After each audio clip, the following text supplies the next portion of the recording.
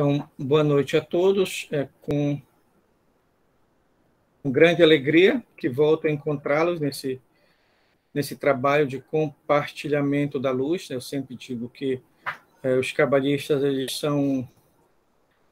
são conhecidos como os companheiros da luz, né? E para mim toda quinta-feira é um dia assim muito especial por encontrar vocês, assim, é onde eu me encontro também um pouco, né? No sentido do propósito de vida, né? Muito bem. Um dos primeiros encontros que nós fizemos, esse é o quarto encontro, nós falávamos do sábio chinês, né? Então, nós falávamos do conto do sábio chinês, né?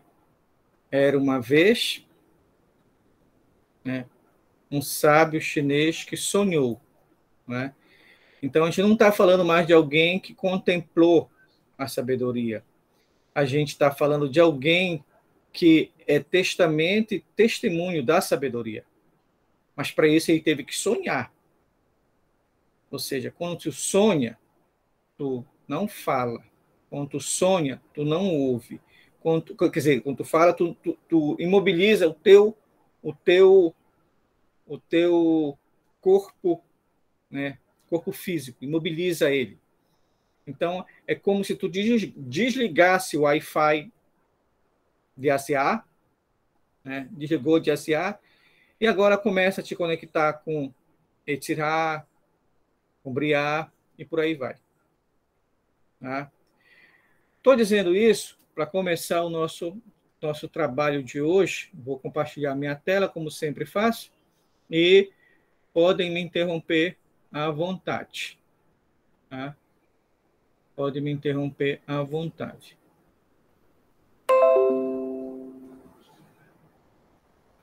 Muito bem, muito bem, muito bem.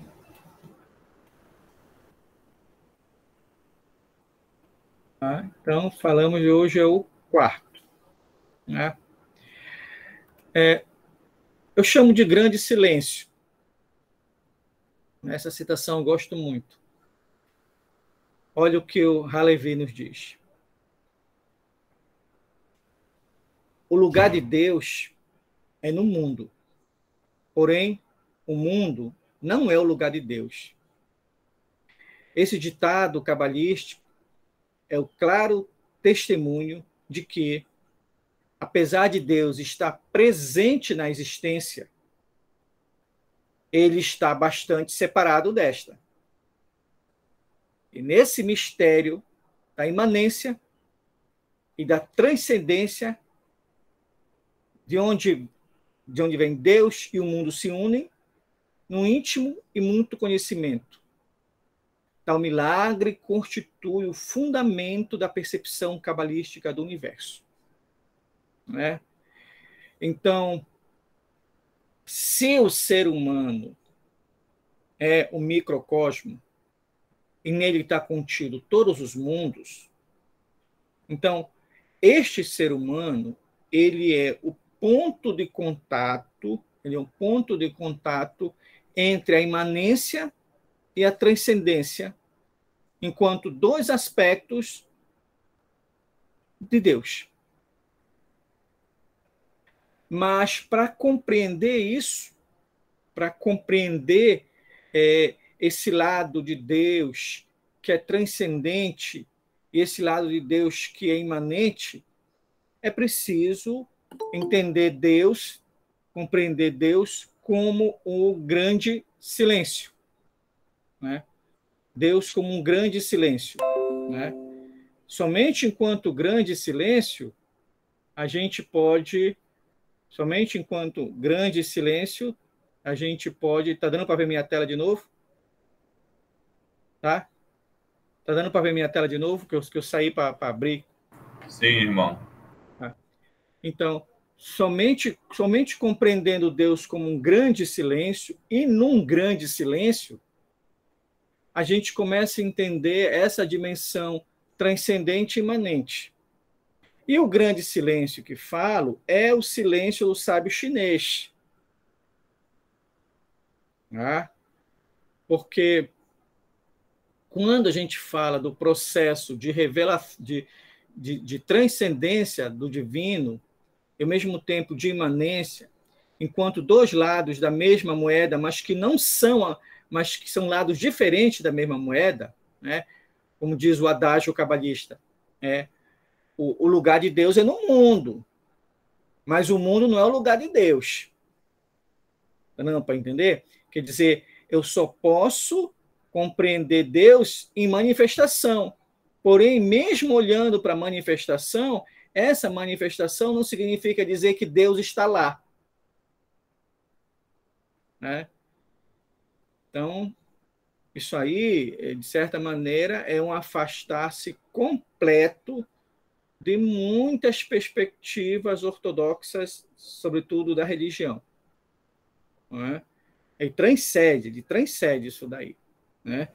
Então, por isso a referência ao conto do sábio chinês, porque se a gente não fizer esse silêncio da razão, esse silêncio do intelecto, esse silêncio do pensamento, né, esse silêncio do julgamento, esse silêncio, se a gente não fizer esse silêncio, a gente não consegue perceber as coisas. Né?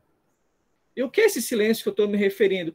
É que na nossa formação, desde a nossa existência, nós somos soterrados por camadas discursivas, né? E essas camadas, uma dessas camadas discursivas muito fortes é a ideia de Deus. Né? Então, ou Deus está afastado de mim, ou Deus está do meu lado, ou está do lado do outro, ou está com o lado. É sempre uma espécie de instrumentalização de Deus. Instrumentalização de Deus. Né? Quando não é instrumentalização, é institucionalização. Né? Por isso que ou é instrumentalização ou é institucionalização. Né? Então, o caminho da Cabala vai um pouco diferente, como no encontro passado nós mencionamos. Né? Então, a Cabala não vai dizer que Deus é uma pessoa, que Deus não. Né? Não vai colocar dessa maneira. Então, é por isso que eu começo aqui com um grande silêncio, né? No sentido de como hoje nós vamos começar a estudar uma parte das sefirós saindo do nada, ou seja, nós vamos estudar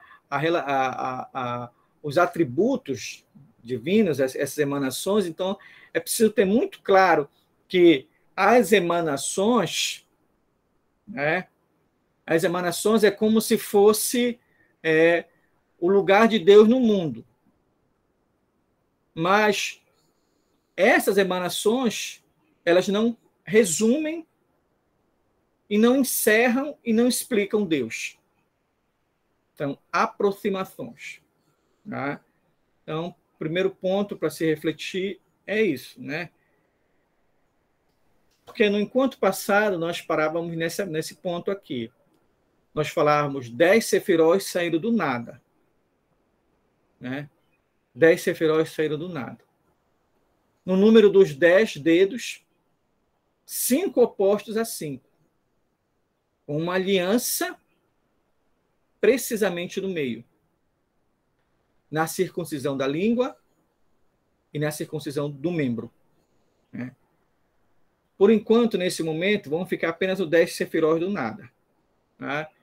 Mas vamos pegar um elemento aqui que é de oposição, que é para dizer o seguinte, isso a gente vai começar a entender agora o negócio vai ficar relativamente mais denso, porque é o seguinte, o processo de emanação, a partir do momento em que o Deus transcendente ele começa a se tornar imanente, essa imanência, essa descida da luz, para pegar a figura do relâmpago descendo, né? A cada descida, a luz se torna mais densa. Né? Mais densa. E, nesse processo de densificação, né, na tradição cabalista, ele passa a desenhar véus. Véus. Né? Cortinas. Tal como o Templo de Salomão, eu tinha as 3 cortinas que vão separando cada estágio, cada antessala do templo, né? Ou como na tradição maçônica, aprendiz, companheiro e mestre, são as três. Ou então como na tradição martinista, né? Associado, iniciado, SI. Eu tenho sempre, ou como na tradição lá do mestre lá do Eckhart House, né? Das tradições lá, né? Das nuvens sobre o santuário, né? Por quê?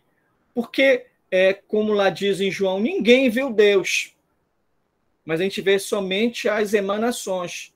Só que as emanações, nem todo mundo tem olhos para ver as mesmas emanações, tem percepção para ver as mesmas emanações. Então, é preciso que essas emanações elas estejam adequadas aos olhos, aos ouvidos, à percepção de cada um. Porque senão eu vou criar um Deus egoísta, que só se revela para um e se oculta para outro, né? Então, ele se revela de acordo com a qualidade espiritual de cada um, né? Então, a tradição vai dizer que vai ter uns seres que são os ilíacos, né? Então, que aqueles que são aqueles que vão acreditar que Deus se manifesta a partir do trabalho. Então, se eu faço o trabalho, se eu prospero, é porque graças a Deus eu consegui. Então, esses são os ilíacos, né? Tem aqueles que vão mais além, quando dizem assim, não, tem os psíquicos, que dizem, ó, Deus trabalha todo dia, mas é preciso orar, é preciso um trabalho de oração, de entrega, de devocional. Então, são os psíquicos, são aqueles que se aproximam de Deus por meio da religião, que precisam de uma religião, que precisam de alguém que diga para eles que eles pecaram, que eles vão ser absolvidos, que eles têm que fazer isso, que eles têm que fazer em tal livro ou qual livro, né? Então, eles precisam de uma instituição chamada igreja, eles precisam de um iniciador que esteja fora deles, eles precisam de alguém que diga assim, você agora está no grau tal, eles precisam de alguém que diga assim, seus pecados estão absolvidos, eles precisam desse alguém, que faz parte da natureza psíquica deles, enxergar fora deles a salvação, né? E tem um terceiro elemento, tem um terceiro grupo de seres que são os pneumáticos, né? Que são aqueles que vão em busca da verdade. Eles estão interessados na mensagem, não no mensageiro, né? Então, eles vão em busca dessa mensagem. E são aqueles que têm uma centelha pneumática que é da inquietação, que não se contentem em acreditar que no trabalho a gente glorifica a Deus, que não se contentem em acreditar que Deus está em algum lugar, que não se contentem em acreditar com isso, ele sai em busca, né? Ele vai em busca. Aí ele vai queimar as mãos, aí ele vai queimar os olhos. Aí ele vai dar uma lá, que nem o Evangelho de Tomé lá, que vai dizendo assim, olha, tu encontrou isso aqui queima, né? Por quê? Porque os pneumáticos geralmente vão ser os hereges. E os hereges, quem são os hereges? São aqueles que fizeram a escolha. Por que fizeram a escolha? Porque não acreditaram, como diz o Raul Seixas, naquilo que o padre falou, né? E também não acreditaram naquilo que o Lutero falou quando ele fala que o trabalho glorifica, tá? Então, as emanações, elas são para todos, né? Como diz lá o Renato Russo, o sol nasce para todos, só que nem todos veem o sol da mesma maneira, né? Uns veem o sol para secar a roupa, outros veem o sol para cultivar plantas, entendeu? Outros veem o sol para cultuar, outros veem no sol Osíris, Cristo, né? Ganesha, e assim por diante, tá? Então, as 10 emanações, quando elas descem, né, é a descida da luz, né? Então, para ter luz, teve primeiro a energia, não estou falando em descida da luz, tá? Luz é uma manifestação da energia, né? Então, se a gente pegar um fio elétrico, ninguém vai ver a energia ali. A gente só vai ver que a energia tem por conta da luz. Aí na nossa casa tem lâmpada de LED, lâmpada incandescente, lâmpada fluorescente. São as várias maneiras da luz, da energia, da energia, né, se emanar, ou seja, se transformar em luz, tá? Em luz, certo? Em luz. Então, um pouco isso, quando fala 10 emanações saindo do nada, o nada quer dizer a energia. Tá? O 10 foram 10 tentativas de condensar essa energia. 10 graus de energia. Né? 10 graus para que todos que tenham olhos vejam, todos que tenham ouvido escutem, de acordo com seus olhos e seus ouvidos. E os olhos e os ouvidos, eles são afinados do diapasão da centelha divina de cada um. Então, um tem uma centelha divina que é ilíaco, que é o mundo do trabalho, outra tem a centelha divina que é do psíquico, que ele vai buscar Deus nos livros, e tem um terceiro que é o pneumático, que ele vai buscar Deus no coração. Tá? Não são pessoas separadas, tá bom? Nós temos esses três em nosso coração. Nós temos essas três versões nossas. Nós andamos com essas três versões. Tá? Então, uma hora na nossa vida, diz, meu Deus do céu, pô, lá vai eu ter uma postura psíquica. Né? Uma tarefa enorme que eu estou fazendo, graças a Deus terminei. Né? Então, para a gente fazer do sistema pneumático o nosso modo operacional, isso aí é um discipulado. Isso aí é o que é um modo de vida, isso aí é o que algumas tradições chamam do adepto. Ele é um adepto. Quer dizer, ele e a mensagem são um só. Ele e a mensagem são um só. Tá? Então, eu estou contando dessa maneira porque penso que hoje a nossa exposição ela vai ser relativamente densa. Né? Muito bem. Então, as 10 emanações saíram do nada. Né? No encontro passado, nós vimos, a partir do trabalho do paradoxo do nada, do Patrick Paul, ele coloca esses esquemas. Então, eu tenho a energia, o nada, os véus, né? E aqui o fundamental é a tríade. Tá? Então, eu tenho um nada, o nada se revela a partir do espaço. Né? E o espaço, ele dá testamento dele a partir do tempo. Não é? Do tempo. Né? Então, aqui é a primeira manifestação, a primeira tríade, como eu falei no encontro passado, de manifestação da energia. Né? A partir de hoje, a gente vai começar a ver essas emanações saindo do nada, que são as 10. Né? E a gente vai tentar pegar por partes, tá bom? Por partes. É um curso introdutório. Tá? Bora ver, de acordo com... Bora ver a demanda, a gente continua para aprofundar outras coisas. Né? Então, quando ele fala as 10 saíram do nada, ele está dizendo isso aqui. O nada, primeiro é isso aqui, o nada, ó. O nada. Né? Eu tenho uma energia, essa energia arranja um espaço, aí nesse espaço vem um tempo. Aqui, nada é dual. Nada é dual, tudo é um. As 10 sefirot saindo do nada. Né? Aqui o zigue-zague que eu falei, a descida, à medida que vai descendo, a luz vai se densificando, né? Então, tem outro mapinha que num outro encontro a gente vai passar. Aqui, então, eu tenho a descida, né? Que é lá do Ezequiel, lá, os seres zigue-zagueavam, é isso aqui. Né? Então, a partir daí, quando desce aqui, quando está em Malkut, quando diz o Amém, aí fala assim, bem, e agora vamos subir. Né? Então, Malkut é a Siá, é onde está vivendo. Então, muito de nós que estamos vivendo aqui, a gente faz a nossa vida devotada ao ato de reprodução das nossas necessidades materiais. Então, aí, quando eu devoto parte da minha vida à reprodução das minhas necessidades materiais, eu estou fazendo um discipulado ilíaco. Né? Eu considero que a razão de ser da vida é satisfazer necessidades materiais. Né?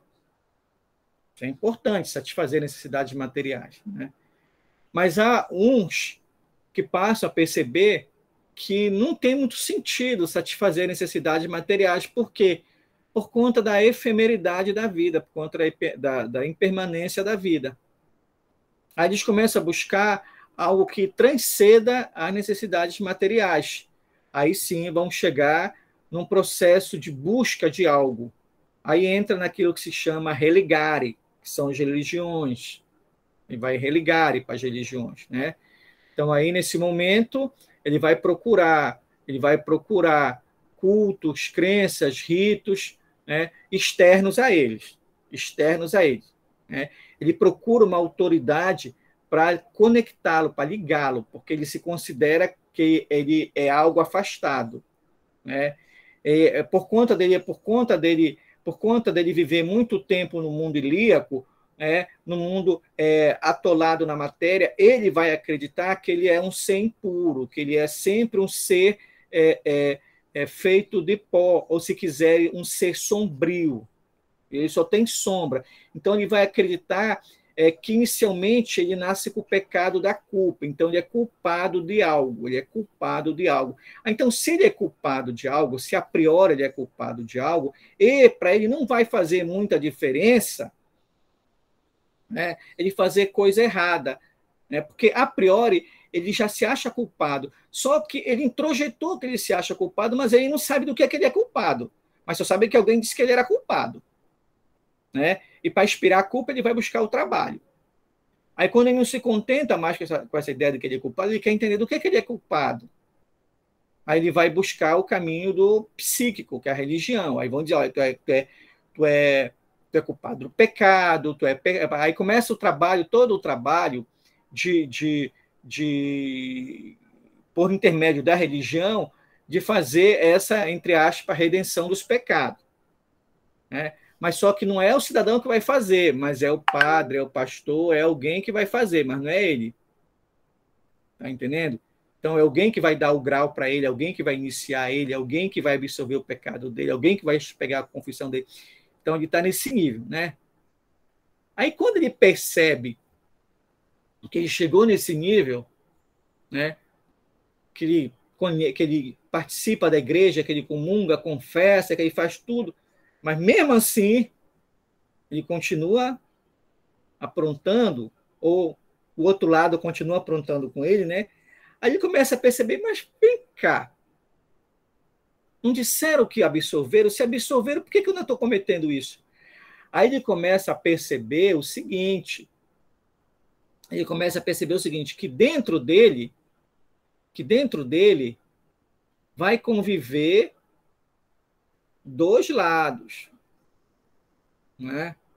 Vai conviver o lado sombrio, né? E vai conviver o lado luminoso. E que nenhum é melhor que o outro. E que ele tem que alimentar o outro. E que os dois integram ele. Aí, quando ele começa a perceber isso, que ele é luz e sombra, aí sim, aí ele começou a pegar no rabo da serpente. Vai estar aqui em Malkuth. Aí ele vai ter que seguir o caminho da serpente de volta, para voltar até subir aqui. Né? Serpente é a gnose, é a sabedoria. Né? Aí ele começa a entender que ninguém é bom e que ninguém é mau. E que o grande é o caminho do meio, e que ninguém é bom, ninguém é mau em Asiá, nesse mundo aqui, que é o mundo da dualidade. Ele começa a entender que bem e mal, né? Ele começa a entender que bem e mal, que luz e treva, constituem a parte da anatomia desse mundo, do DNA desse mundo. Tá entendendo? Ele começa a entender que ele vai cometer um montão de erros, porque cometer erros faz parte da natureza humana. Né? E é preciso aprender com os erros. Nem que para aprender com os erros tem que começar a aprender a se perdoar e a pedir perdão. Mas não para alguém fora, mas para alguém de dentro. Aí começa o processo dele, que é o processo pneumático. Né? O processo pneumático começa reconhecendo a nossa impotência em saber discernir o que é o bem e o que é o mal, e aí procurar, no fundo do nosso coração, a centelha divina, que algumas tradições chamam o Santo Anjo Guardião, outras chamam a Sofia, outros chamam a Shekinah, enfim, cada um chama de um jeito, né? Não tem problema, é até importante que chame. mas ele vai pegar alguém que vai lhe ajudar no processo, né? No processo, né? Então, por exemplo, esse processo foi muito ilustrado no Salmo 23, né? Quando ele fala assim, o Senhor é meu pastor e nada me faltará. Quando ele fala que é o pastor, ele está dizendo assim, olha, ele consegue equilibrar o teu lado sombrio, ao teu lado sombrio, né? Então, para dizer o seguinte, né, voltando à conversa, para dizer que quando a gente fala dessa oposição aqui 5-5, tá bom? Quando a gente fala da oposição 5-5, é para dizer, como diz lá o Martinelli Pasqualini no Tratado de Reintegração dos Seres, que a gente tem um pensamento bom, um espírito bom, um guardião bom. Aí, um espírito bom e um guardião bom, um espírito mau, um guardião mau, e tem o do meio, que é o equilíbrio. O Martinelli Pasqualini vai falar isso lá no tratado. Então, é para dizer que essas emanações, que quando chegam no ser humano, tá? Quando chega no ser humano, quando chega em nós, chega num determinado momento que a gente chega numa densidade tão grande que a gente é incapaz de discernir onde a gente está, que é justamente a pergunta lá do Eterno para o Adão: Adão, onde é que tu está? Né? Então, essa árvore, essa anatomia da árvore, esse zigue-zaguear do relâmpago, esses atributos do relâmpago, é para realizar em nós o trabalho de equilíbrio, o trabalho de unificação. De unificação. Tá? É esse processo. Tá? Então, é nesses termos. Então, não é nada fora de nós, não é nada afastado de nós. Tá? Aqui vale aquela parte lá da missa que diz: ele está no meio de nós. Quando fala que ele está no meio de nós, ele não está falando só de Tiferet, que é o Cristo, mas está dizendo que esta árvore aqui é como se fosse a nossa estrutura espiritual. Tá? Então, não tem um Keter separado da Verônica, não tem um Rockmar separado do Jesse, não tem um Gevurah separado de mim, não tem o Yesod separado do Gilberto, não tem.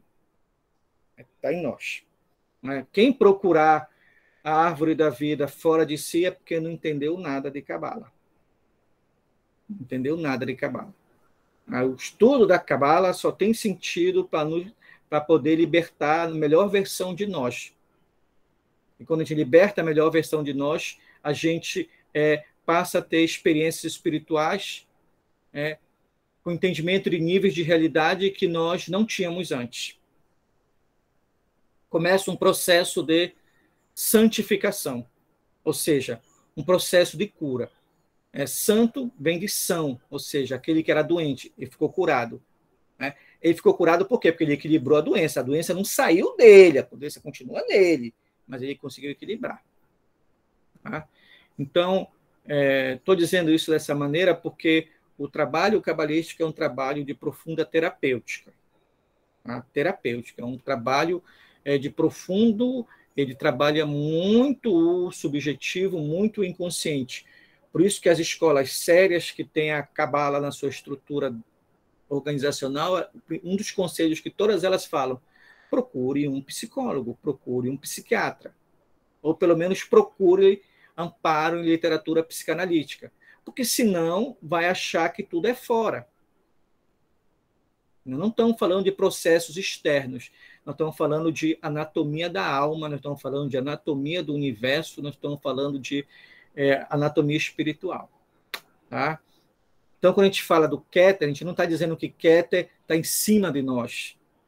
Quando a gente está falando de Tiferet, a gente não está falando que Tiferet está atrás de nós, não. A gente está falando de percursos espirituais, experiências espirituais que são possíveis a gente ter. Por quê? Porque foi o que a tradição nos legou. Né? E aí vai começar a densificar. Né?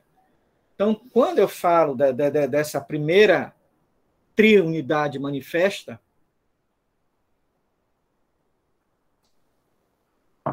Keter, que é a coroa, Rokhmah, que é a sabedoria, e Binah, primeiro triângulo, né? Que hoje a gente vai tentar meditar um pouquinho, meditar que eu falo, conversar um pouquinho sobre esses três, tá? A minha ideia é fazer os encontros, fazer um pouquinho das trilhas até terminar, depois porque dá resta mais 6 encontros, para a gente fazer dar algumas proposições de exercícios, né? Muito bem. A grande questão é de onde é que eu sei, né? Não estou falando que são 10, eu falei que são 10 sefirot vindo do nada, não é isso? Tá? A grande questão que a mente concreta pergunta é mais ou menos o seguinte: vem cá, 10 sefirot, qual é o conteúdo dessa, qual é o conteúdo dessa, qual é o conteúdo de cada uma? Qual é a experiência espiritual objetiva que eu devo fazer aqui? Qual é a experiência subjetiva que eu devo fazer no caminho? Ou seja, a pergunta bem simplesinha, mais ou menos isso aqui. Se eu metaforizar essas 10 árvores como 10 copos vazios, a pergunta é: quem foi que disse que aqui é sabedoria, que aqui é entendimento, que aqui é conhecimento, que aqui é misericórdia, que aqui é julgamento, que aqui é beleza, né? Quem foi que falou isso? De onde que veio isso? Né? De onde que veio isso? Né? Então, aí que começa uma coisa que é fundamental, né? Quando a gente começa a perguntar isso, que é que a gente começa a perceber qual é a experiência espiritual que se tem que ter em cada desse aqui, né? Então, por exemplo as duas grandes escolas que têm um sistema da árvore da vida na sua anatomia, que é a Golden Dawn e a Austro-Argentum, né? Então, esses quatro aqui, por exemplo, na Golden Dawn, né? Então, aqui significa que tu vai, vamos supor, te harmonizar com a tua dimensão, o físico, né? O teu corpo físico, né? Aqui o teu corpo psíquico, né? Que são a lua, né? Aqui a tua razão, aqui a tua emoção. Então, tu vai te harmonizar aqui com os 4 elementos, né? Aqui com a Lua, né? Aqui com a Lua, aqui com Mercúrio e Netzar com Vênus, né? O sistema da Austro-Argento também é parecido com esse daí, né? A divisão começa mais para cima, né? Mas é um negócio muito interessante porque a pergunta é essa: se os seres zigue-zagueavam, qual é a experiência que eu tenho que viver no caminho e qual é a experiência que eu tenho que viver aqui no objetivo? Para eu ter essa abertura de consciências, né? Aí entra uma coisa que é recuperar que o trabalho da Cabala é um trabalho de unificação. Essa palavrinha chamada Cabala, Cabalau, aquelas vários tipos de grafia que eu falei no primeiro encontro, isso aí é relativamente recente na história da humanidade. Isso nasce século XII, da era cristã, XII. Antes eu não tinha isso. Antes eu tinha a tradição, aquilo que é recebido. Vocês lembram? Eu falei, olha, recebido de maneira apocalíptica, é recebido de maneira oral, é recebido de maneira escrita. Mas é aquilo que é recebido. E é, sobretudo, uma tradição de trabalho de unificação. Isso é muito bacana quando o Robert Wang coloca isso logo no tarô cabalístico dele. Né? Por quê?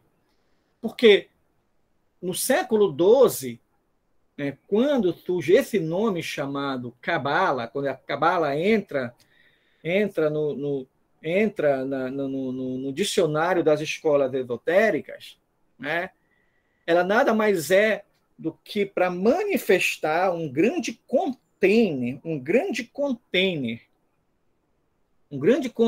de tradições de trabalho de unificação, como fala o Zev Shimon Halevi. Então, ela condensa séculos de estudo da astrologia, séculos de estudo de panteões divinos, séculos de estudo de mitos, séculos de estudo de tarô, séculos de estudo de alfabeto hebraico e grego, séculos de estudo de alquimia. Sem contar que esse sistema de 10 saíram do nada, né? Então, o que a Cabala faz? Ela pega todas essas tradições recebidas, né? E ela, Cabala, ela coloca isso dentro de um sistema operacional de 10, no grande hierógrafo da árvore da vida. Não é? E para sustentar essas relações, essas emanações, o conteúdo o conteúdo dessas emanações, aí sim, ela vai buscar isso. A maneira como elas vêm, a maneira como ela se distribui, o papel de cada uma, né, a organização, isso tudo ela vai buscar no platonismo e no neoplatonismo. Né? Então, no Platão e nos neoplatônicos que a gente vai encontrar muito claro, né, a diferença entre o Deus transcendente e o Deus imanente. Né? Então, o Criador. Para o Platão, o Criador é o demiurgo. Né? O Deus transcendente é o Deus de Deus. Então, se eu chamo o demiurgo de Deus, então o transcendente é Deus de Deus, como uma parte do credo fala lá. Isso é Platão. Então, é em Platão que eu vou estar dizendo essa ideia, assim, olha, esse mundo que a gente vive aqui não tem que colocar nadinha, tudo que acontece nesse mundo aqui não pode ser colocado, debitado na conta de Deus. Deus não tem nada a ver com isso aqui. Isso aqui é demiurgo. É demiurgo. Né? Então, isso aí é no platonismo que tem que buscar essa ideia. Né? E no neoplatonismo. Então, a ideia de emanação é muito cara a Plotino. Né? Mas, obviamente, que não é só no platonismo que tem aí no neoplatonismo. O cristianismo é esotérico também. Né? Então, tu pega um evangelho como Pirte Sofia, pega o evangelho como o Evangelho do Segredo de João, tá? Ou tu pega a hipótese dos arcontes. Né? Vai estar lá textos mostrando como é que o Deus saiu de si, nesse mesmo sistema cabalístico. Tá? O próprio judaísmo esotérico. Né? O judaísmo esotérico, que é aquele judaísmo que não vai se contentar com as leis. E vai começar a perguntar assim, mas vem cá, isso que foi criado aqui é criado por Deus? Eles vão dizer que não é esse judaísmo esotérico. Tá? A mesma história o sufismo, a mesma história o budismo, para falar dos gnosticismos, sobretudo, quando eu falo gnosticismo, aí eu estou falando, não tô me referindo ao gnosticismo samaeliano, eu estou me falando do gnosticismo valentiniano, o gnosticismo setiano, né? O gnosticismo da Rosa Cruz Áurea, né? E, de certa maneira, o gnosticismo dualista da comunidade GESEM. Né? E também tem o rosacrucianismo, né? Mas eu não estou falando do rosacrucianismo da Mork, né? Que estou falando, quando eu falo rosacrucianismo, eu estou falando das núpcias das bodas alquímicas do Christian Rosa-Krauss, né? Que é justamente um dos mitos fundadores de muitas escolas, dentre elas a Rosa Cruz ou mesmo a Golden Dawn. Tá? Então, só para dizer que isso que a gente chama trabalho de unificação, que a Cabala faz, de pegar astrologia, pegar séculos de história de astrologia, de panteões divinos, de mito, de tarô, pegar isso e jogar nesses sistemas operacionais aí, que é o platonismo, o cristianismo, é isso que vai fazer a gente compreender o sentido dessas emanações aqui e o conteúdo delas. O que é que eu estou dizendo? Estou dizendo o seguinte: se eu não entender um pouquinho de platonismo e neoplatonismo, não vou entender Cabala. Se eu não entender um pouquinho de gnosticismo, não vou entender Cabala. Se eu não entender um pouquinho de alfabeto hebraico, eu não vou entender Cabala. Né? Eu vou começar a acreditar que Cabala é algo separado disso. Né? Porque a Cabala, ela como eu falei, ela aparece no século, a palavra aparece no século XII, mas é um trabalho de unificação. Então, ela vai colocar nesse sistema de emanações e de tríades, ela vai se nutrir disso daí. Né? Não existe uma coisa chamada Cabala sem platonismo. Não existe uma coisa chamada Cabala sem gnosticismo. Não existe uma coisa chamada Cabala sem alfabeto hebraico. Não existe uma coisa chamada Cabala sem mitos. Cabala e tarô. Não existe. É como se pegasse um ser humano e fosse dizer assim, bem, agora vamos tirar um rim do ser humano. Aí vamos tirar agora o pulmão. Vamos tirando, vamos tirando. Vamos... Quando começa a tirar, o que é que sobrou? Nada. E olha que aqui eu estou sendo ingrato, né? Falta muita coisa aqui, mas eu estou colocando para exemplificar. Para dizer o seguinte, que isso aqui é a estrutura. O conteúdo disso aqui, o conteúdo das cefiras, o conteúdo dos caminhos, o conteúdo das tríades, esses conteúdos aqui devem ser buscados aqui. Aqui. Tá? Vocês lembram que no primeiro encontro nós falávamos que tinham várias cabalas? Cabala hermética, cabala judaica, cabala cristã. Vocês lembram que eu falei? É por conta disso daqui.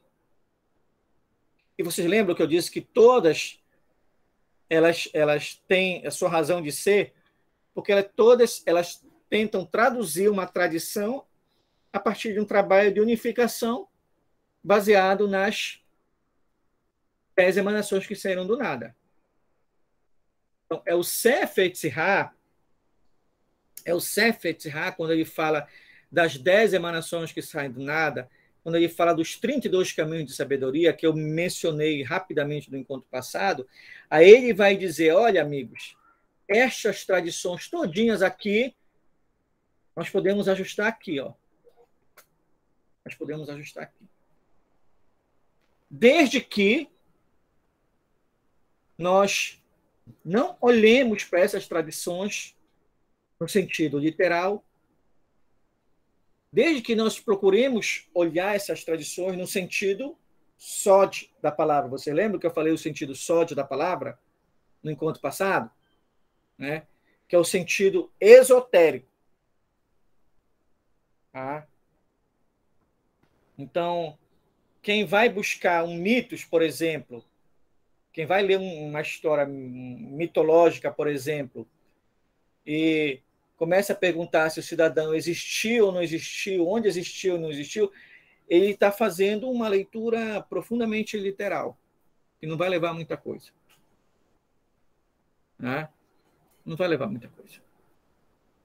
Então, a Cabala, ela pede essa leitura em Sod, né? Que é uma leitura pneumática, que é uma leitura que transcenda a casca. A casca ilíaca, a casca psíquica, ela tem que ser uma casca pneumática. Né? Por isso que, na história, a Cabala sempre rimou com heresia. Né? Porque ela vai apresentar um nível de profundidade, um nível de interpretação, um nível de consciência espiritual não proporcionado por nenhuma religião separada, mas que é encontrado em todas as tradições. Ela não está em uma religião, mas é encontrada em todas as tradições. É um negócio muito interessante. Né? Muito interessante. Né?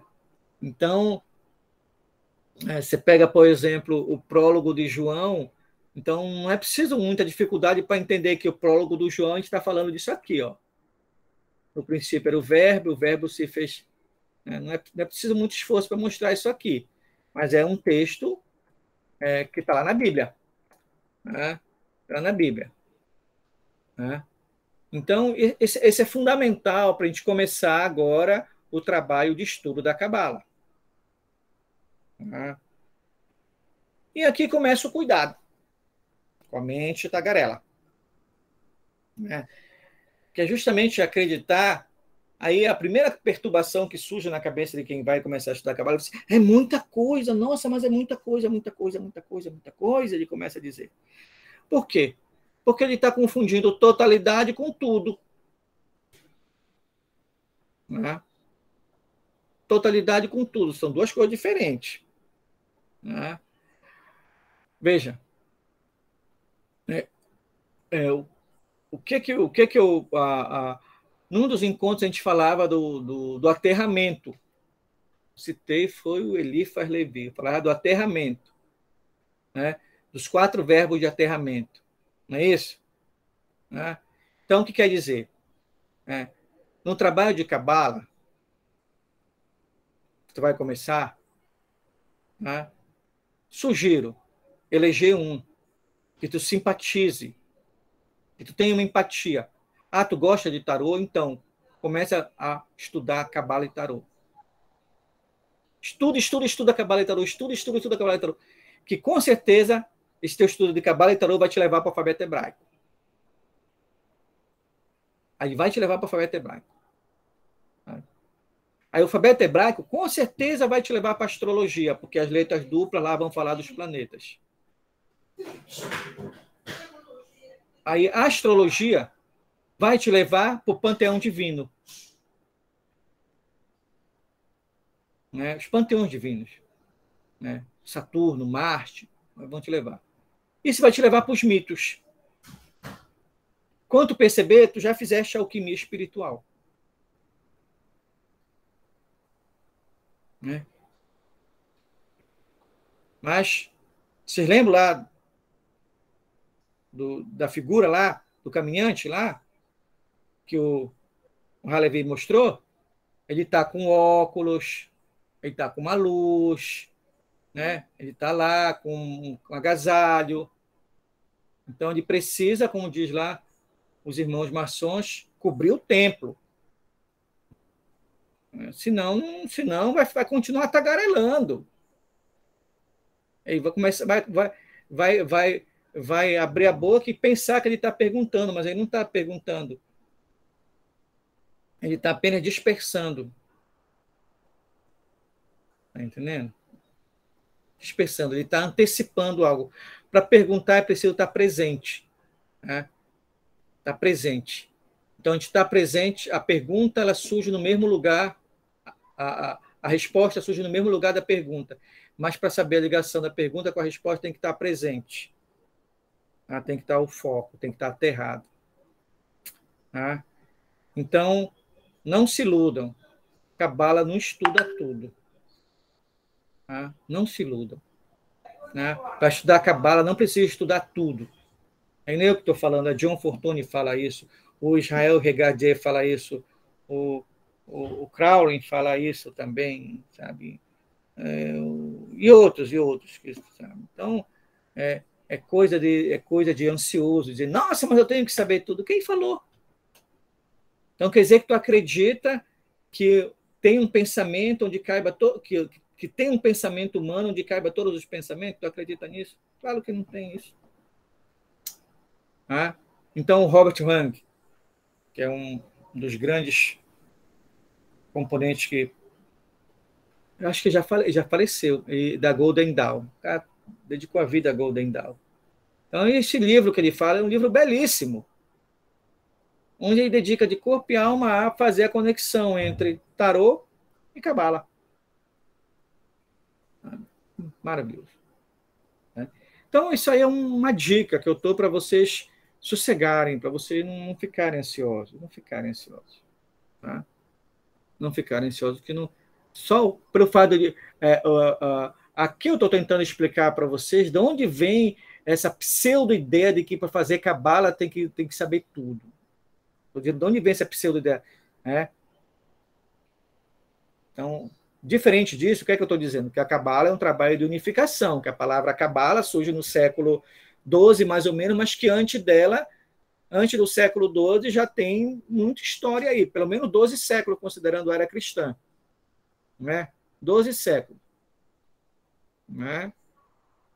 E olha que ela surge lá. Então, tu vai ver quando as bodas alquímicas de Christian Rosa Cruz, lá é 1400 alguma coisa, então aí eu tenho o século XV, aí depois tem Jacob Boehme, XVI, aí tem os manifestos Rosa Cruz, aí no final do século XIX tem a Aurora Dourada, quer dizer, ela vai se nutrindo, porque a gente está falando de tradição, tradição não é algo que é fossilizado. Nós não começamos nossa fala dizendo que há uma relação que o lugar de Deus é o mundo, mas o mundo não é o lugar de Deus? E que todo trabalho é um trabalho de unificação? Então, eu estou dizendo que esse trabalho é um trabalho de atualização. Então, falar de Cabala é falar de atualização. Não tem ortodoxia em Cabala. Na minha leitura. Tá entendendo? Tem escolas rígidas, mas as escolas rígidas não quer dizer que são ortodoxas. Né? Qual a diferença que o senhor está dizendo, então?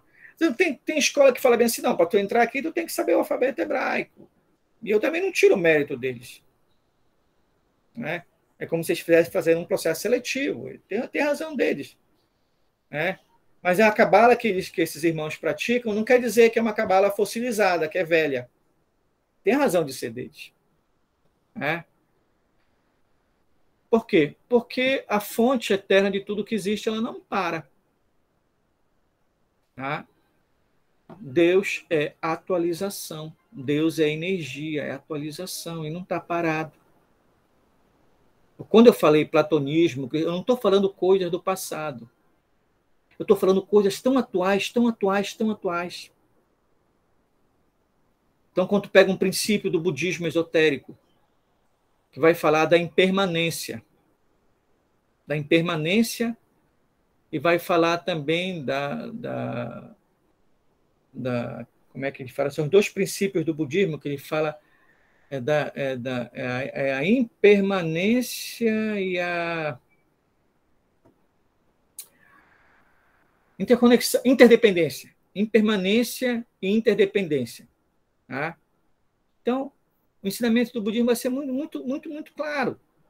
Ele vai dizer, olha, aqui em Asiá nós temos a grande ilusão. Tá? Aí vai mostrar a grande ilusão de onde é que vem. Né? Aí já é uma contribuição no sentido de abrir os véus. Abrir os véus. Tá? Então, como é um curso introdutório, a gente não dá ainda para a gente cada um desses, né?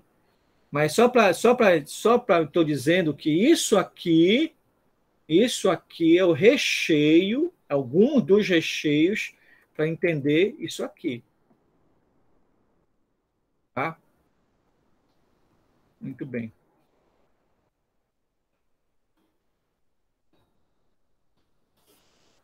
Dá para seguir alguma pergunta? Eu quero abrir com as perguntas, se for possível. Pode perguntar. Eu quero treinar minha mente tagarelice. Espera aí. Quando você fala em emanação, você está falando das manifestações de Deus na Terra, por exemplo, a sarça ardente, a transfiguração de Jesus, que tinha Elias e Moisés ali, essa manifestação? Não. É algo anterior a isso.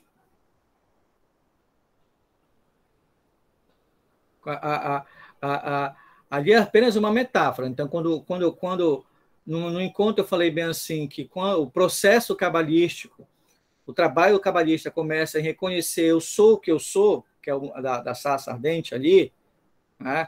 Eu sou o que eu sou, é o trabalho do cabalista, para entender quem é o que ele é, né?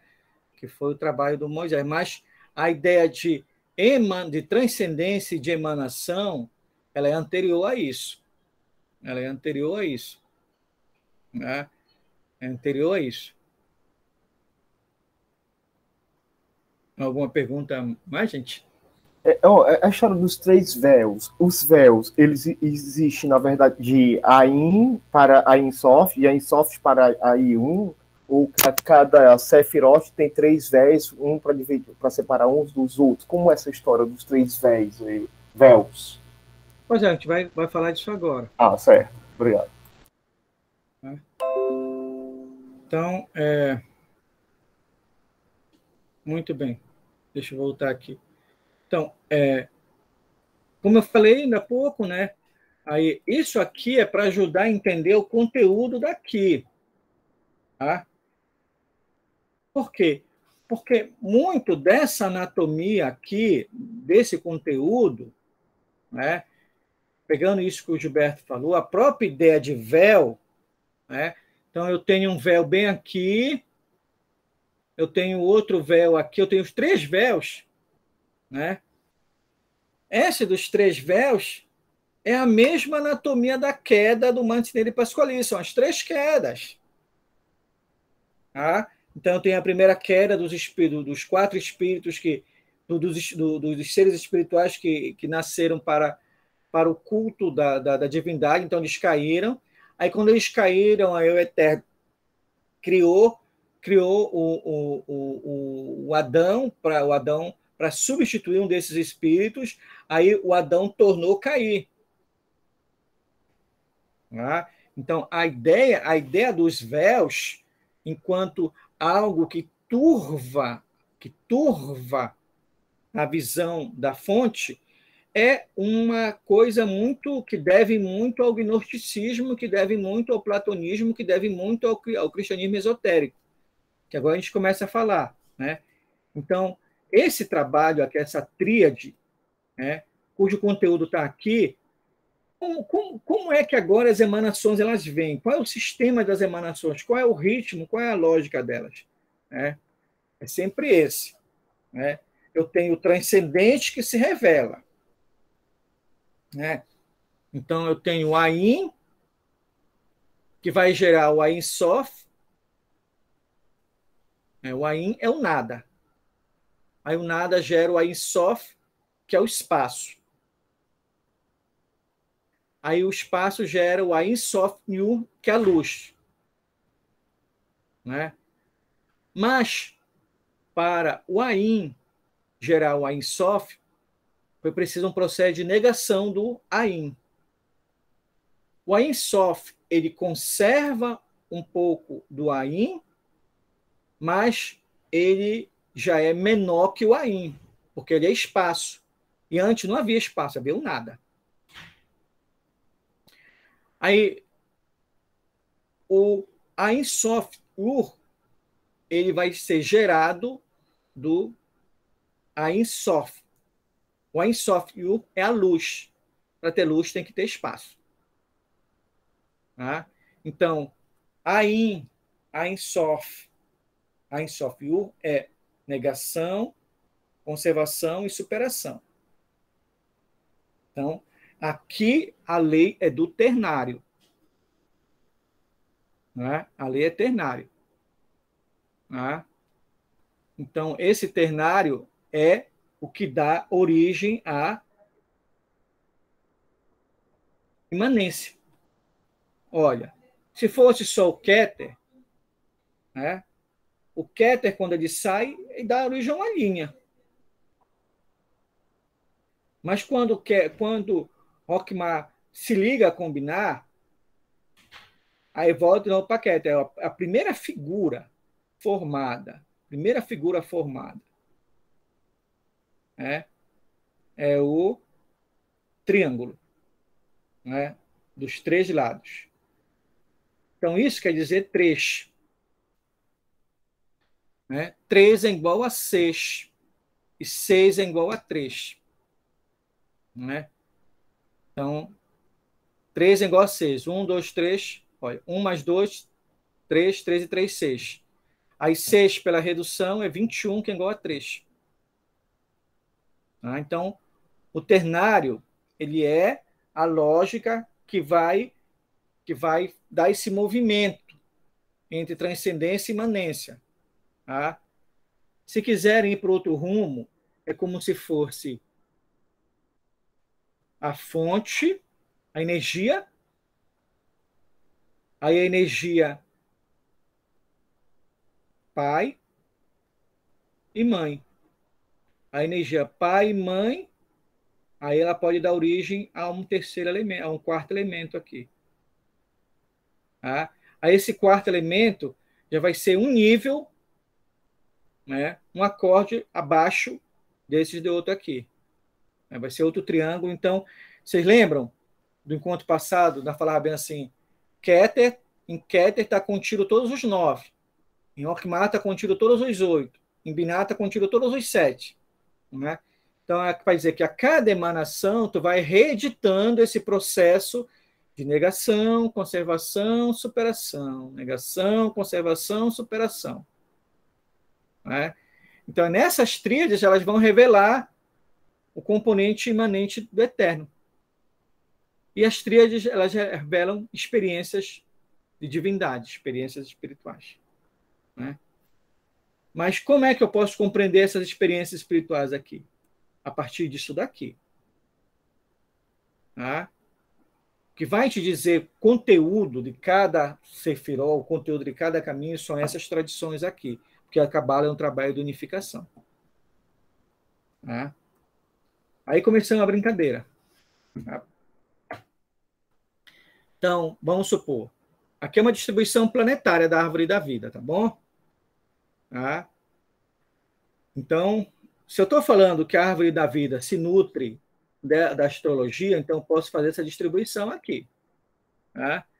Mas para fazer essa distribuição tem que ter uma relativa alfabetização com a astrologia. Né? Então, por exemplo, quando eu coloco, por exemplo, Keter, né? Então, Keter é a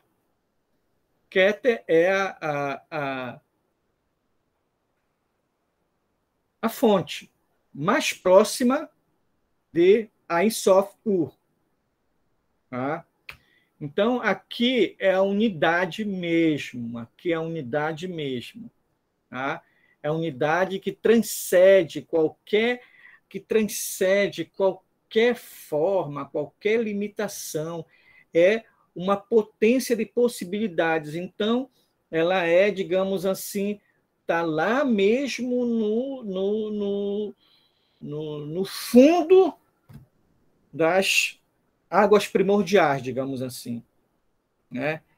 Então, por isso que o Netuno está lá. Né? Netuno está lá enquanto um exemplo. Né? Então,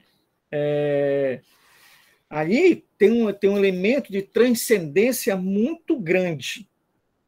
Muito grande. Né? Para você ter uma ideia do papel de Netuno, por exemplo, né? Eu tenho Sol em Netuno, Sol em harmonia com Netuno. Né? Então, no meu mapa astral diz bem assim. Isso significa que você sente uma necessidade intensa de ir além do sentido comum da vida, uma espécie de encantamento existencial decorrente de uma percepção mais refinada da própria existência. No caso dos contatos entre Sol e Netuno, a tônica principal é a abertura de seu ego à percepção maior do amor universal. Temos, então, o idealista, o artista inspirado, canal de beleza superior espiritual capaz de captar correntes sutis e traduzi-las em arte. A percepção refinada da vida permite que você mostre aspecto dela que a maioria dos seres humanos simplesmente não percebe. De certa forma, sua percepção jamais é ordinária. É como se você vivesse numa espécie de estado alterado, convidando as pessoas a partilharem dessa visão mais artística da vida. A percepção amplificada de Netuno lhe permite ver a beleza em coisas que podem passar despercebidas. E por aí vai.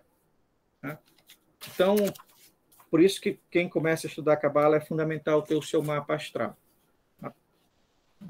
Obviamente que não é só, tem um desequilíbrio, como a gente falou ainda há pouco, né? Mas ele vai te dar um sentido de transcendência. Né? Ele vai te dar um sentido de transcendência, no sentido de de buscar no profundo, né? No profundo. E aí, Netuno, no caso, esse profundo aí está dizendo, vai buscar no inconsciente, para pegar o Jung. Para pegar o Jung. Então, assim, para tu te entender, tu não pode observar apenas o visível, tem que transcender, tem que mergulhar no fundo da alma, né? Aí então o Netuno enquanto o Deus que está lá no subconsciente, né? Então é como se ele estivesse sempre oculto. É como se ele dissesse bem assim, olha, em Keter não dá para saber muita coisa de Keter, não dá. A experiência de Keter deve ser iniciada por Netuno. Deve se aproximar de Netuno, é uma experiência com o inconsciente mesmo, né? Só que aí começa um negócio muito interessante. Nós não falamos das tríades, né? Então, todas as sefirot, elas só podem ser entendidas a partir da conexão dela, da interdependência dela, né? Então, o que vai dar sentido para Keter é Rockmar, o que vai dar sentido para Rockmar é Binah e assim por diante, tá? Mas no caso que eu estou tentando colocar para vocês é em tríades, tá bom? Então, ninguém entende a experiência espiritual de Keter olhando só para Keter, ficando só em Keter, né? Porque nós somos seres trinários. Tá? Lembre lá, dentro de nós tem o ilíaco, o psíquico e o pneumático. Né? Então, dentro de nós tem lá a luz, tem a sombra e tem lá o nosso amiguinho, o Santo Anjo Guardião, a Sofia, ou quem quer que queira, que a gente está procurando aqui nesse ensaio sobre a cegueira, né? Até encontrar. Quando encontrar, a gente encontra o nosso pastor e ele vai fazer o caminho do meio para a gente. Com nós, quer dizer, com nós. Não é para a gente, é com nós. Né? Então, pegando nessa pequena metáfora aqui, o Netuno, que não é um curso de astrologia cabalística, mas só para tentar exemplificar como é que esse conteúdo se distribui na árvore, né? Aí eu vou para Urano. Né? Então, se de um lado o Mercúrio já, o Netuno, se o lado Netuno é o inconsciente, é o que está no profundo, né? Quando Rockmar sai, né? Rockmar sai, né? E sai de Keter, esse profundo de Netuno continua sendo profundo, mas agora ele é Urano. Ele é o mais distante. Ele é um dos mais distantes, melhor dizendo. Ele é pura escuridão, ele é pura indefinição ainda. Então é como se trocasse 6 por meia dúzia. É como se trocasse a escuridão do fundo do oceano pela escuridão planetária, porque também em Rockmar está o zodíaco. A escuridão planetária. Aí sim eu tenho a ideia, aqui eu tenho o zodíaco aqui, né, como uma primeira experiência de dar forma para essa energia, né, para essa energia um container que é Keter. Que é Keter, né? Então, aí eu tenho a energia do subconsciente aí do Netuno, né? Dialogando com o oculto. Né? O oculto é muito interessante. No meu mapa astral, eu tenho também Urano. Cadê o Urano que eu ia ler para vocês? Tá? Para mostrar como é interessante o processo. Cadê? Cadê? Cadê? Lua e Urano em comunhão total. Gênios e generosidade. O momento de seu nascimento foi marcado por um contato muito poderoso entre os astros Lua e Urano. Quando a Lua e Urano se juntam por aspectos como ocorre no seu mapa, a sensibilidade é ligada à independência de Urano, de modo que você pode ser dado a um comportamento tanto excêntrico, ao intenso desejo emocional, que é da Lua, de sair dos caminhos trilhados e fazer coisas conforme o que entende, que é Urano. Né? Então, aí o Urano, no caso do zodíaco aí, no caso do zodíaco, que está também junto com o Rockmar, né? Então, se Keter é a coroa, se Keter é a coroa e se Keter está no Netuno, no caso aí, e o inconsciente do mar, né? Inconsciente do mar, né? A sabedoria, no caso, Rockmar, ela vai estar no oculto, que é o Urano, né? Oculto. Mas aí, então, ela precisa se manifestar. Aí, então, vai dialogar com o Binar, que é o entendimento, né? Somente a sabedoria passando pelo filtro do entendimento, ela pode criar algo. E para fazer o filtro do entendimento, para fazer com que a sabedoria seja entendida, ela tem que ser podada, ela tem que ser limitada, ela tem que ser nivelada, ela tem que ser colocada de uma maneira que possa ser compreendida a partir das emanações que seguem. Por isso que Saturno está aí, né? O grande trabalhador dos dias, o grande ceifador, né? Aquele que vai dar forma, né? E é muito interessante que ele está em Biná, que é a grande mãe, o grande útero, né? Aquela que vai receber, que vai gestar.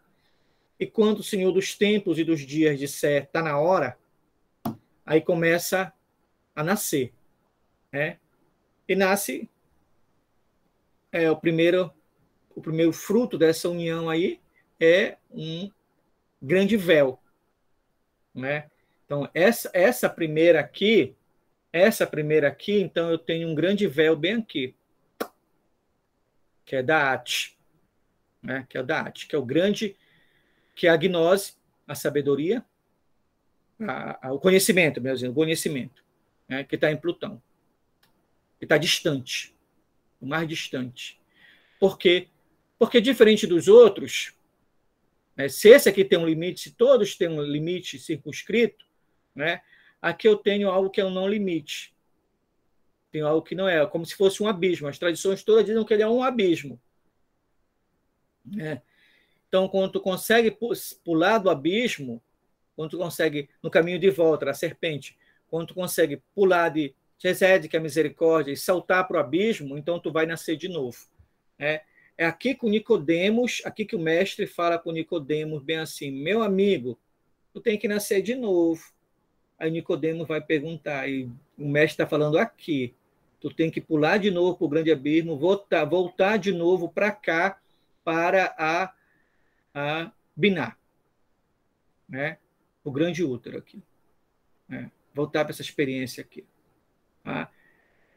Então, na tradição budista, o Bodhisattva é aquele que está bem aqui, aí ele já conseguiu pular aqui, o Bodhisattva. Aí ele chega bem aqui. Aí ele diz bem assim, mas vem cá, eu fico aqui ou eu volto de novo para ajudar?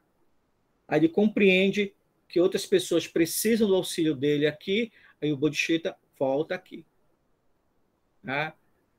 Foi aqui que Moisés pegou o ensinamento, aqui que Abraão pegou, aqui que Isaac pegou, Jacó pegou, José pegou, aqui que ele pegou, né? O que ele pegou? Então aí pega, aqui nasce os profetas, para voltar, para dar forma para o ensinamento,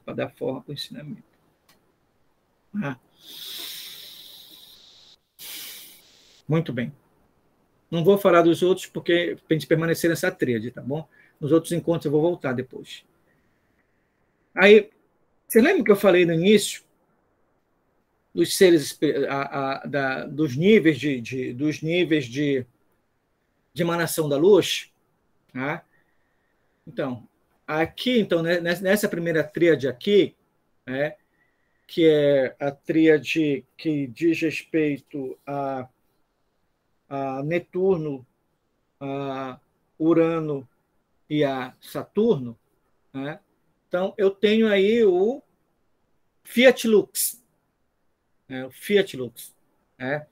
Então, eu tenho um momento onde o mundo das emanações, né? Das emanações. Aí que está, Gilberto, no esquema da árvore da vida, as emanações. Quer dizer, foi somente quando a energia ganhou forma e ganhou função, ou seja, somente quando a energia adquiriu a forma de pai e de mãe, pode ser criado o restante. Então, por isso que essa tríade aqui é a tríade da emanação. Tá? Da emanação. Tá? Então, todo o restante aqui embaixo passa a ser criação. Criação. Porque a partir daqui começa os 7 dias. Aí aqui começa, em grande parte, a dualidade.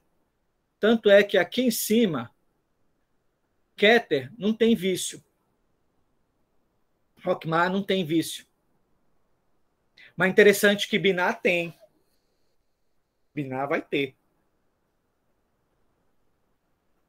O vício de Binah é o vício de Saturno. É a avareza. Né? Mas precisa entender o sentido cabalístico do termo avareza. Tudo na Cabala tem um sentido cabalístico, que é o sentido de sorte. Né? Então, no caso da avareza de Saturno, quer dizer o seguinte: ninguém tem tempo, é o tempo que ele, que nos tem. Tá? Nesse aspecto que é a avareza, tá? Que é o vício. Que é o vício. Tá? Que é o vício. Tá? Aí, dos outros, todinhos os outros têm vício. Tá? Então, a partir daqui se distribui os vícios todinho. Né? Se quiserem, os 7 pecados capitais, aqui que vai ter os 7 anões da Branca de Neve, aqui que vai estar as 7 letras duplas, as 7 letras duplas, se quiser. Os 7 pecados estão aqui, tá? Na Terra, a Terra onde vai se encontrar tudo. Os 7 pecados estão aqui. Tá? Então, por exemplo, no sentido esotérico, cada distribuição dos pecados vai ser muito interessante a gente observar. Tá?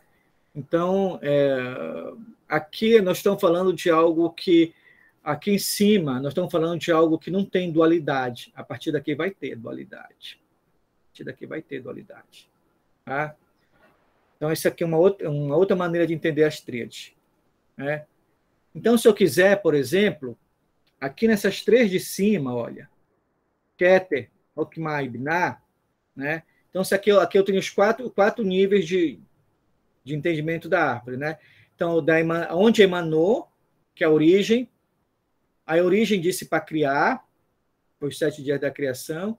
Aí, aqui, nesses 7 dias, aqui se separou as águas de cima das águas de baixo, que é o mundo da formação, e aqui se criou a Terra. Né? Então, as águas de cima estão aqui, ó, Briar. As águas de baixo estão aqui, ó. As águas de cima das águas de baixo. Separado. Os dias da criação. Né? Então, aqui eu tenho os 4 mundos correspondentes aos 4 elementos que correspondem ao tetragramaton, né? Que é Yud, Re, Vav, Re. Né? Continuando. Aí, nas 3 de cima, que é as tríades superiores, que são as supremas, aí eu tenho os níveis superiores da alma. Né? Então, no livro lá da Cabala da Golden Dawn, eu tenho Yeshdar, Shia e Neshma, né? Com os níveis mais elevados da alma. Né? Aqui se dão as experiências espirituais de trabalho de unificação, que é justamente nesses 3 aqui, é no trabalho de Urano, de Saturno e de Netuno, que é Keter, Rockmar e Binah. Né? Quando eu tenho, aí eu tenho Ruach, que é outro nível da alma, né? Que é justamente onde está a gnose, né? Onde está o conhecimento. Né? É desse conhecimento da gnose que eu emano, ele vai se dissolvendo nas outras sefirós para chegar ao nível de Ruach. Ruach. Né? Aí, quando está em Exode, perto da gente, chega o Nefesh e o último nível, que é o grupo, que é o corpo físico já. Né? Então, eu tenho os 4 níveis de alma. Olha, eu tenho esse nível aqui que é superior, entendam. Eu tenho esse outro nível aqui, né? Eu tenho esse outro nível e tenho esse aqui. Mas vocês percebem que um está dentro do outro? Ó, um está dentro do outro, ó. Tá? Então não tem nada fora, ó. Tá um dentro do outro. Tá? Isso aqui é como se eu traduzisse isso aqui também, os 4 níveis aqui, ó. Tá? Seguindo. Aí eu tenho também uma maneira de ler essas porque eu falei aqui dessa tradição aqui, não foi? Eu falei que esses conteúdos podiam ser percebidos por aqui. Então, aí nós vimos o planetário, um pouquinho das emanações aqui, níveis de alma e o tarô. Né?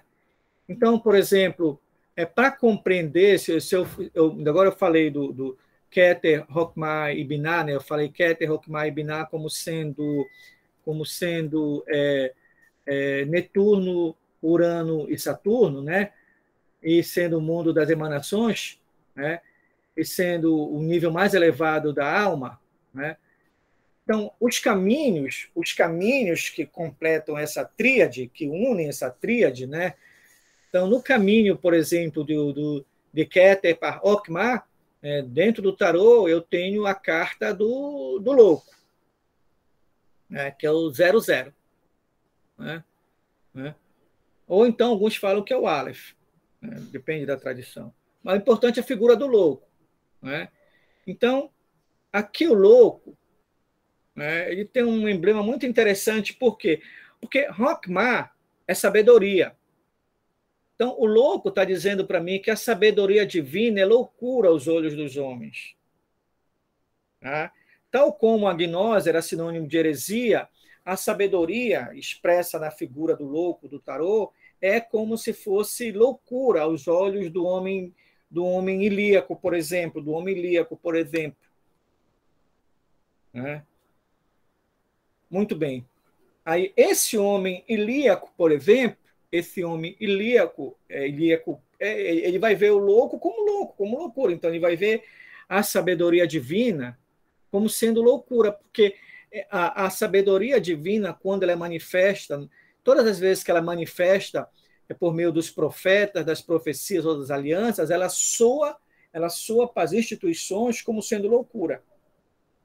Pode reparar, né? As sabedorias, as tradições de unificação, elas sempre soaram como loucura. Né? Então, todos os profetas foram vistos como loucos, cada um no seu tempo. Né? Por conta dessa figura imanente do louco aqui, que obviamente que não é o papel aqui nosso fazer um curso de tarô cabalístico, né? Já falei, mas só para entender, para mostrar como é que a figura aqui ela ajuda a entender o caminho da subjetividade, que é o caminho subjetivo, que é o caminho, aqui no caso é o caminho 21, não, 11, né? 11, que é o caminho do louco. Né? Então, aqui o louco é a verdadeira potência, é a energia ainda disforme. Né? Então, essa energia disforme ela começa a ganhar um certo contorno, uma certa forma, a partir da figura do mago, que é o caminho de Binah, de Binah para Keter, ou de Keter para Binah, que é o caminho 13, se não me engano. Né?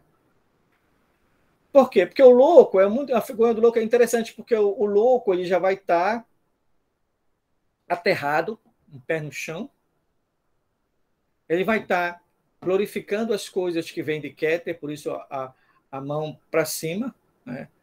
A mão para cima, e ele já vai estar com o firmamento dele, ou seja, a mesa, e os 4 elementos dispostos da mesa.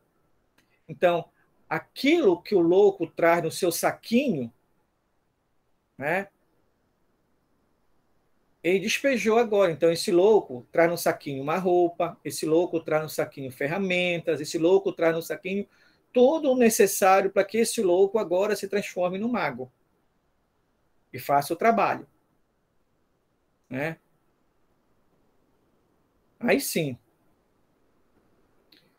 quando o louco cumpriu o caminho e fez o seu trabalho e se transforma no mago, no mestre, no mestre dos elementos, no mestre da loucura de transmutação da energia, né? Aí sim nós temos a figura da imperatriz, né? Que vai estar aqui em Binah, que é aquela que vai dizer, agora dá para construir. Né? Então, isso aqui são maneiras assim, muito interessantes. Né? Por exemplo, aqui o caminho aqui de Malkuth para Yesod está o mundo. A carta do mundo é muito interessante aqui, mesmo porque aqui está o caminho de Saturno.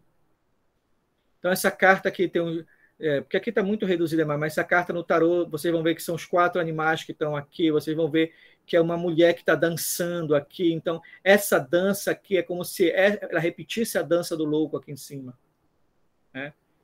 Mas quem sabe um dia a gente vê isso com mais detalhe. É só para dar uma pitada, para dizer bem assim que, olha, tem relação. Né? Aí aqui os colegas lá da equipe lá do Deus Débil, eles fizeram uma árvore muito interessante aqui, que eu peguei a parte de cima dela para mostrar um pouco isso, né? Então eu tenho o Ain Sof, o Ain Sof Ur, né? Os 3 níveis de alma, ó, que são superiores, ó, Yesda, Shia, Neshma. Aí eu tenho aqui a coroa, que é Keter, que é o 1, né? Que é o Netuno, né? E aqui tem aquele nome lá, que agora o Gilberto falou, eu sou o que sou, né? Erreiê, uma parte dele, né? Que é o primeiro nome, né? Aí aqui eu tenho o caminho 11 aqui, né? O caminho 11, que é o caminho do louco, que é a letra Aleph, né? Aí eu tenho depois Alkmaar, que é a sabedoria. Aí eu vou ter Urano, né? A onipotência na forma do zodíaco, né? E Binah, o entendimento, vou ter a onisciência, que é a grande mãe, né? Aí depois aqui, vocês quiserem, depois acho que todo mundo já conhece a Cabala Mística da John Fortune, ela coloca algumas características de cada uma dessas 3 aqui, mas que eu não acho particularmente assim, tão importante, mas que o fundamental é compreender esses esquemas que eu falei para vocês aqui. Tá? Muito bem, caríssimos e caríssimas, aqui eu para a minha apresentação e perguntas agora. O que é que vocês acharam ou não acharam nada? Sobre a história da Cabala, aliás, do tarô e da astrologia, né, que você falou aí, todas aquelas correntes, tem a ver com essa astrologia que a gente vê de adivinhar o futuro da pessoa e a sorte da pessoa? Não. Tem a ver com determinação do caráter da pessoa? A pessoa é assim porque é da lua, não sei o quê. E outra coisa, o tarô tem a ver com esse tarô que adivinha, que dá sorte, que dá dinheiro, que dá azar, que dá...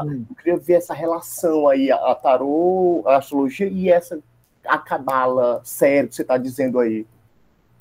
Não, mas todo tempo eu estou dizendo que o cabalista ele tem que ler em sorte. Né? Não tem essa história de tarô, adivinha alguma coisa. Não tem isso. Esse é o sentido mais superficial. Tem um... Quem for responsável por estar no portão? O tarô ele tem tem um sentido profundamente terapêutico. Ele é um trabalho de cura, junto com a Cabala, né? Então tem um autor chamado Prat Bamat. É um estudioso do tarô muito profundo. Então tudo que eu falo aqui não é o sentido da rua, tá? Então quando eu falo astrologia, não é a astrologia do jornal. E quando eu falo tarô, não é vou trazer não sei quem. Não, isso não é o sentido de quem está trabalhando aqui. São o sentido de ferramentas arquétipas. Não estamos falando de arquétipo, não estamos falando de mito, não estamos falando de anatomia da alma, que não tem nada a ver com sorte e com azar. Tá? Não tem nada a ver com destino, tem a ver com propósito de vida, que é outra conversa. Tá? Então, Novamente, coloco que para rever de novo o primeiro encontro nosso. Revejam o primeiro encontro nosso. Tá? Revejam, para a gente sempre poder ter consistência. Revejam sempre, revejam. Tá? É fundamental rever. Tá? Então, pelo que eu falei um pouquinho aqui dos planetas, eu falei absolutamente rudimentos dos planetas e rudimento do tarô, só para mostrar para vocês que eu não estou falando de tarô divinatório, eu não estou falando de astrologia no sentido no sentido comum do termo, né? Estou falando de astrologia cabalística, né? Aliás, o Zev Shimon Halevi, que é o Eric Clapton, né? O nome dele, Eric Clapton, né? Deixa eu ver se eu encontro aqui.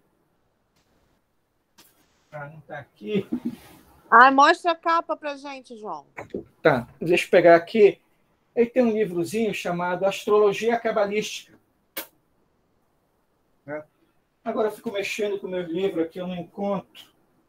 Tá? Mas eu vou estar devendo para vocês. Eu vou colocar Astrologia Cabalística. Ele fala bem assim, a primeira coisa que o cabalista tem que fazer, ele tem que olhar o mapa, ele tem que procurar fazer o mapa dele, o mapa astral dele. Tá entendendo? Para quê? Para ele começar a entender esotérica. Primeiro ele tem que entender esotericamente os panteões, né? Porque quando tu fala bem assim, Saturno, né? Tu tem que entender qual é o arquétipo de Saturno. Para depois... Cronos. Para depois de entender, depois do arquétipo de Saturno, as casas, o arquétipo de cada casa. Aí, para quando tu vê um planeta colocado ali, tu entender mais ou menos qual é a mensagem arquétipa que ele quer te dar, para entender a anatomia da tua alma.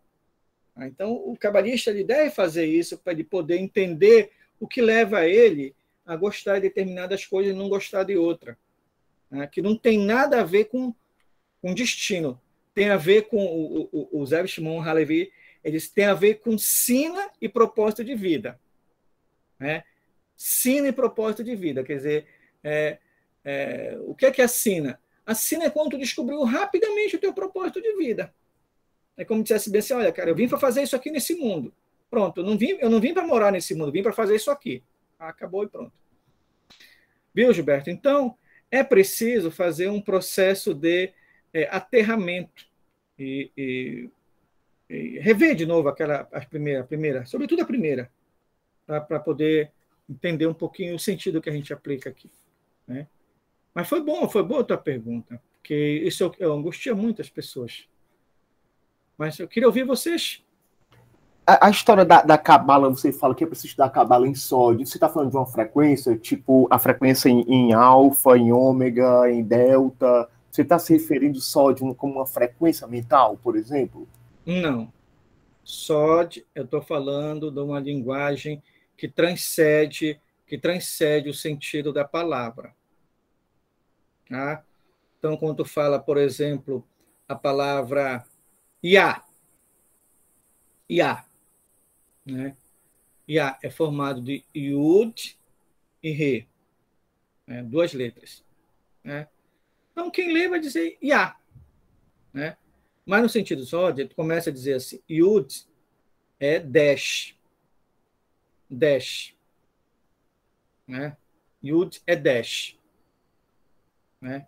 Re é 5. É 5. Né? Então, 5 é a metade de 10. Então, quando tu fala Iá, tu está dizendo Yud, abre a mão e solta o mundo. Re. Da junção de Yud e Re, nasce Iá, que é o primeiro, digamos, som, que é a primeira imanência. Então, isso é a leitura de sódio, por exemplo. Então, quando eu digo que em Keter está a letra Aleph, em Hokmah está a letra Bet. Da junção de Aleph e Bet vem Abba, pai. Por isso que Rockmar é pai. Né? Mas que não tem nada a ver com Deus Pai. Não estamos nem falando de Deus Pai, não estamos falando de Pai enquanto uma das condições necessárias ao Deus transcendente para a imanência. Isso são exemplos bem rudimentares de leitura em SOD, que não tem nada a ver com frequência. Não tem nada a ver com isso. Né? Estou sendo claro? A frequência veio depois, né, João?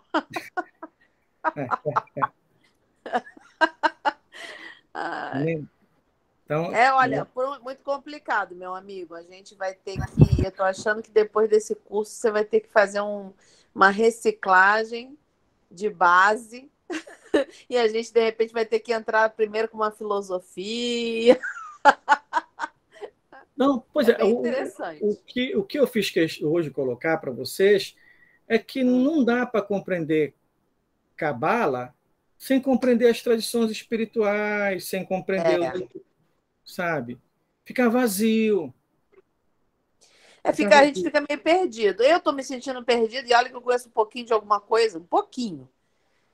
Às vezes eu fico me pegando nas coisas que você já passou, nos encontros, eu fico, gente, mas isso é muito amplo. É melhor chamar de amplo do que complicado.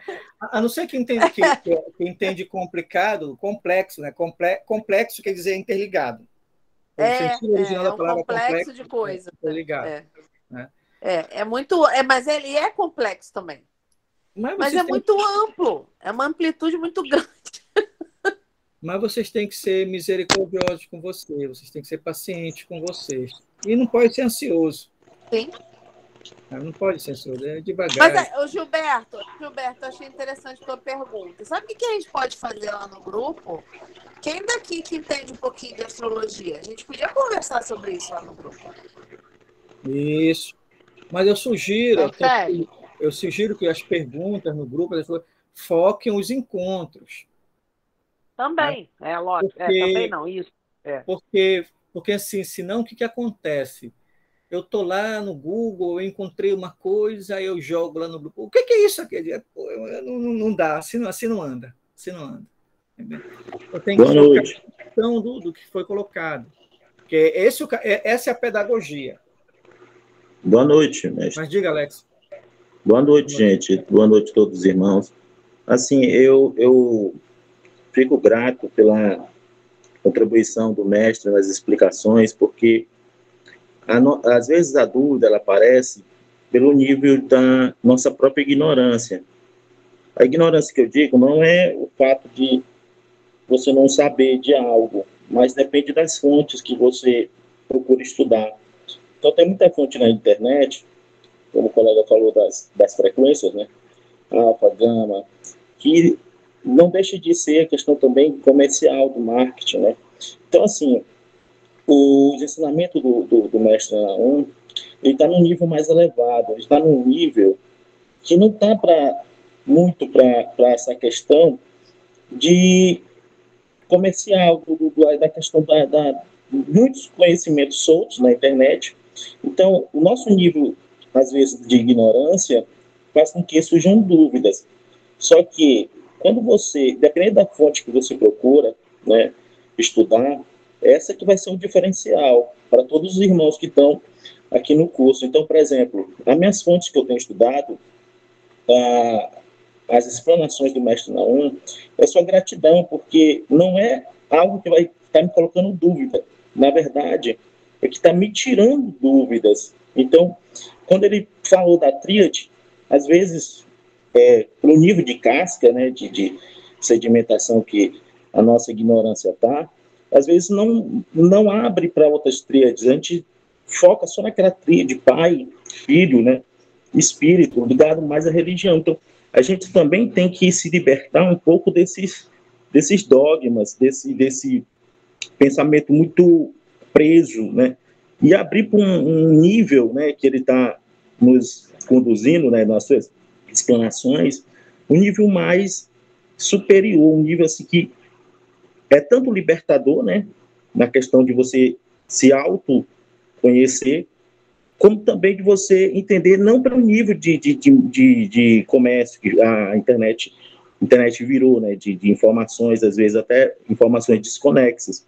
Então, assim, é gratidão por ele, na verdade, estar me tirando dúvidas. Por exemplo, essa parte da emanação divina, ele já perfeitamente, assim, brilhantemente, ele trouxe uma, assim, a luz de informação que eu precisava. Porque eu já tinha tido eu já tinha pesquisado uma certa fonte que tinha me repassado essa emanação divina. Então, por ele ter falado, ter explicado, só foi para tirar dúvidas. Então, assim, brilhantemente. Agora, se você, dependendo da sua fonte que você tem pesquisado, ou dependendo do nível de casca, né, que você está preso a dogmas, aí você não se liberta. Então, você vê aquela árvore que ele está explicando, onde tem várias tríades, aí você não aceita, entendeu? Porque você está acostumado com uma tríade, que é Pai, Filho e Espírito, né? Então, assim, você tem que estar, primeiramente, se descascando, né, até a própria questão da vaidade do saber, né, e ver que tem um conhecimento que, como ele colocou, esse conhecimento da Cabala, que vem desde os primórdios. E ele não é aquele conhecimento, ele pode estar fazendo depois um gancho, né, com aplicação, mas assim, é autoconhecimento, é algo para nós. Então, primeiramente, você tem que ver as árvores, né, a árvore da vida e as tríades como algo nosso, caminhos que têm que ser percorridos por nós. Por exemplo, eu estou na fase, essa parte sombria de ver minhas sombras, é uma fase difícil, porque você tem que se compreender, né, e ver que você tem realmente uma parte sombria e que te leva a uma parte negativa, né? Mas esse faz parte do caminhar. É isso que no final você encontra o propósito, né? Você encontra o seu propósito de vida. Então, assim, o nível que ele está explicando é um nível magnífico, é um nível assim que, se você tiver, dependendo da fonte que você está procurando, né, e você está buscando uma fonte boa de informação, você só vai dizer assim, ele está me tirando dúvida. Por exemplo, eu estou mais tirando dúvida no meu curso aqui da Cabala do que ganhando dúvidas. Mas, como eu falei, tudo depende do nosso nível de ignorância, que eu falo ignorância não ter conhecimento, entendeu? Não é ter conhecimento, mas dependendo das fontes de você aceitar algo novo. Então, por que você não pode aceitar várias tríades, né, dentro desse caminhar do ser humano? Então, primeiramente, é se libertar de alguns dogmas. Por exemplo, uma passagem que eu achei muito interessante quando ele falou para um irmão que falou sobre a questão de Deus. E ele disse que era muito mais geral do que falar. Era como se simplificasse o Criador. Então, poderia entender que a emanação veio, né, do Ser Supremo, né? Um Ser Supremo que não poderia ser simplificadamente só apenas em Deus. Então, eu peço assim que, e assim, até por questão também de bom senso, que os irmãos procurem umas fontes assim de texto, de mitologia, e seja assim aquela mais como os livros que ele propõe, ele ia propor agora hoje outro livro, procure estudar mais essas fontes assim que não naquele marketing de internet, porque marketing de internet vai fazer com que você, como o Gilberto, ficar com muitas dúvidas, dúvida. Então, assim, procura uma fonte, que essa fonte seja aquela que você se espelhe, e quando você vê a explanação do mestre Naum, você vai dizer assim, cara, esplêndido, ele realmente agora chegou a estar desvendando, por exemplo, da emanação divina, onde os dois que resultam dessa emanação tem uma parte, por exemplo, de polaridade. Aí você vai entendendo, entendeu? Assim, você vai construindo aos poucos. Então, o curso de Cabala, do mestre Naum, ele superou minha expectativa. Porque eu pensei, assim, quando eu estudei, o estudo também, a parte por exemplo, das leis herméticas, ele é algo assim muito resumido. E ele está ampliando mais ainda meu conhecimento. Né? Por exemplo, das tríades. Hoje eu compreendo que uma tríade é uma tríade, como ele explicou aí, pode ser comparada com o tarô. Olha que legal. Que pode ser comparado aos planetas. Então, por que você vai se prender só uma tríade entre pai, filho e espírito? Porque você não pode entender uma tríade que possa estar ligada a caminhos esotéricos, caminhos numerológicos, e, no final, assim, a essência, como ele falou, é aquela essência arquétipa. Então, irmãos, assim, essa é a minha contribuição hoje. Então, assim, estudar para uma fonte que seja não ligada muito assim, à questão de marketing, porque eu também vim de uma dessas pesquisas de internet. E eu sei que o que ele está repassando para nós é o âmago, é o leite, assim, a essência mesmo. Ele está levando a consideração a missão de vida do ser humano. Eu até vejo que, quando ele explica, eu costumo assim, pensar que não, ele está tendo uma inspiração divina, porque ele vai em determinados pontos que repassa para nós assim divinamente assim tanto a emanação quanto o caminho que cada um tem que percorrer. Esse caminho ele é de cada ser humano. Como eu falei, eu estou nessa parte sombria, né, de reconhecer minhas sombras, meus erros, e é difícil, mas é aquilo que vai depois, no final, você se reconhecer como você vai reconhecer a sua centelha divina, como o mestre colocou. Boa noite, gente, eu não quero me alongar mais tanto, não. Dá um abraço a todos. Dependendo do ânimo da turma, a gente pode chegar num momento lá e estudar as sombras na Cabala, né? Mas aí é preciso a gente estar muito de bem com a gente, né? Adorei, hein? Clifou é comigo mesmo, vamos embora. É preciso a gente estar muito em paz com o inimigo para poder estudar isso, senão vai fazer besteira na vida, né?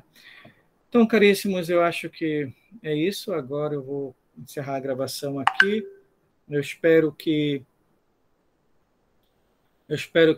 vocês tenham, assim como eu, gostado e